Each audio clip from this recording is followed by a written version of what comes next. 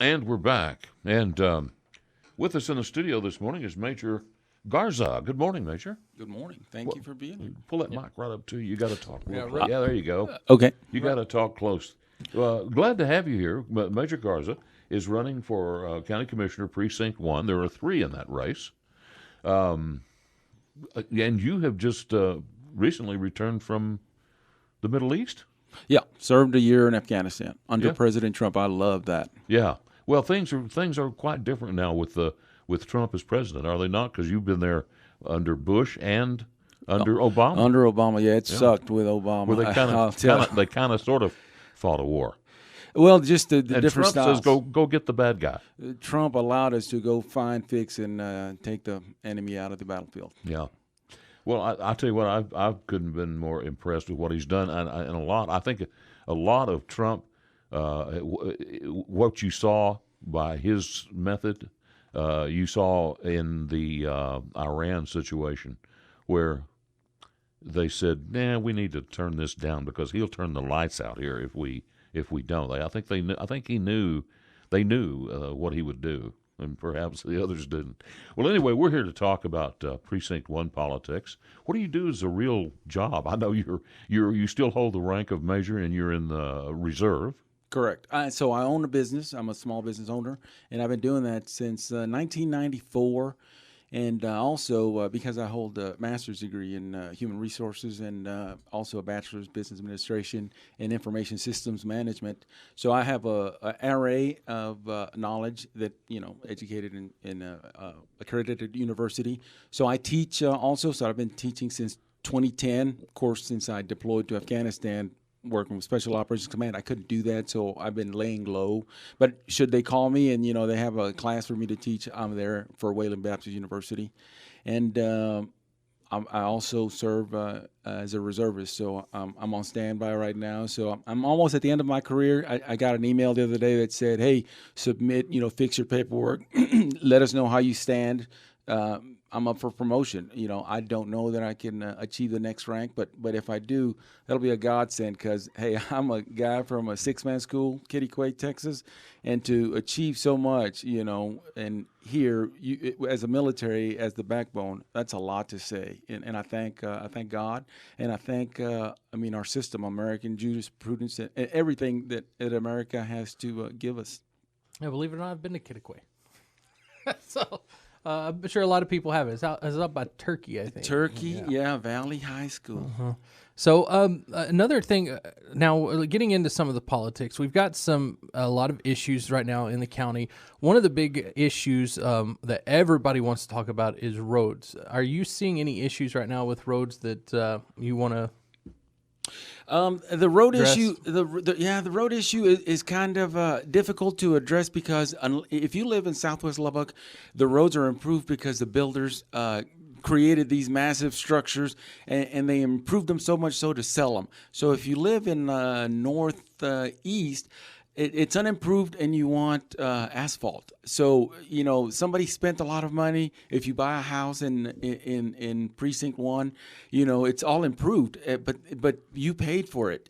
And so it's I don't know that people understand how that works because you can look at like $10, how 10% of the budget goes to road improvement. Of course, now we have a bond, and the people approved that bond, and they're expecting something with that money. So it's a little bit different. I would hope that we would use that money to fix some of these places that have deteriorating caliche roads and help those people out because a lot of these folks have kids. They're traveling, they're going to school, buses are traveling through those. So we have to use that money allocated in the bond, and maybe as 1, 2, 3, and 4 commissioners can get together and say, you know what, let's work on the stuff that's less expensive and build those roads up. That way we can just move from caliche to asphalt. Where you're just buying one product. It's not that easy. Please don't think that's what I'm doing. What do you see? Can you define one major problem out there with the county that you think needs addressing? The roads would be one because that affects everybody. Most of us live in the city, but if you're ever in the county, it's going to affect you bad. So how do you affect those people that live in the county? They're our brothers, they're our neighbors. So we have to take care of that. The one issue, I don't want to say it's a county issue, because who created the Expo Center issue? That was a city issue, long years gone by. My opponent was part of the city, that they failed to spend money on that property, and then they just gave it back to Tech. It was an agreement, I get that, but they just gave it back to Tech, nothing, to reciprocate for the taxpayer who had paid and paid and paid and was guaranteed that the bubble was going to be there for them. And then when, Texas Tech took it down in no time flat. I don't know what the expense was, but why couldn't the city have done that? And then the county could have come in, and maybe Texas Tech and says, "Hey, let's build a facility there that we can all use," and it's right there. It's weird how our government works, but there's probably agreements way before where we failed to do things deliberately. Kind of chicanery that goes on in government. It happens.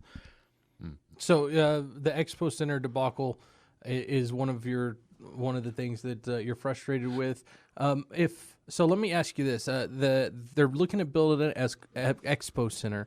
You've got people right now; they don't have a plan for it, but they're already talking about breaking ground in June. As a commissioner, how would you deal with this committee that's putting all this together? Because in the end, you're the one that would be voting on it. Yeah. Look, as a voter, I can tell you, Mr. McDougal didn't call me and say, "Hey, I'd like you to represent us." All right, he called Leanne. So they're together, and I bring McDougal because they're property guys and their investment in property, and there's other folks who are making a lot of money on property. So I think there's shenanigans in the way this whole fiasco went. Purchasing, like, who owns surrounding property? Is there a quid pro quo? I don't know. I'm just saying it just doesn't look right.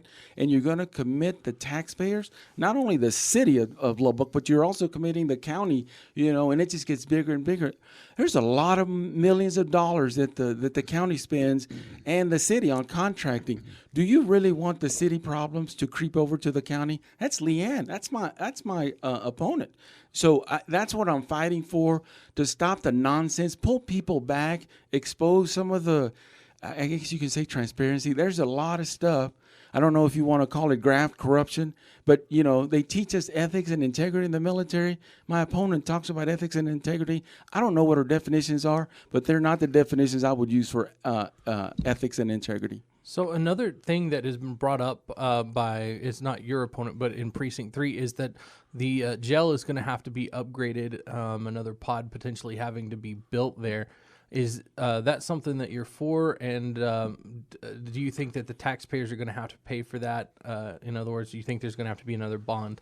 In the end, you have to go to the folks that administer that, because they're the subject matter experts. So what are they seeing now? There are commitments. For example, you have to buy food for inmates. You have to buy, medical, whatever it is that, they have certain rights. So how do you pull back and say, you know what, we're just going to throw you 10 into a cell or whatever? Human rights, you don't want the county to be sued. So how do you protect the taxpayer from further liability? So that's something that we have to address with the folks that administer that. Okay. We have about a minute left. Is there, you have like what Dave calls the elevator speech, something that you want to get out there before we run out of time? Yeah, I just want to ask people for their vote to consider, what we all have the right to petition our government. A lot of us don't. We just stand by. And then when we stand up, like I'm standing up, people look at you and it's like, well, what are your qualifications? And I'm like, buddy, I'm a taxpayer. That's my qualifications. Forget the fact that I've served in combat, 4 combat tours, and I've never complained. You send me wherever. President Trump sends me tomorrow, I'm there.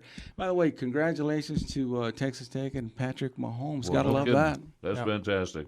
Well, listen, Major Garza, glad you're running for County Commissioner Precinct 1, and best of luck. Thank you so very much. All right. We'll be back with more of Matt and Dave in the morning after this.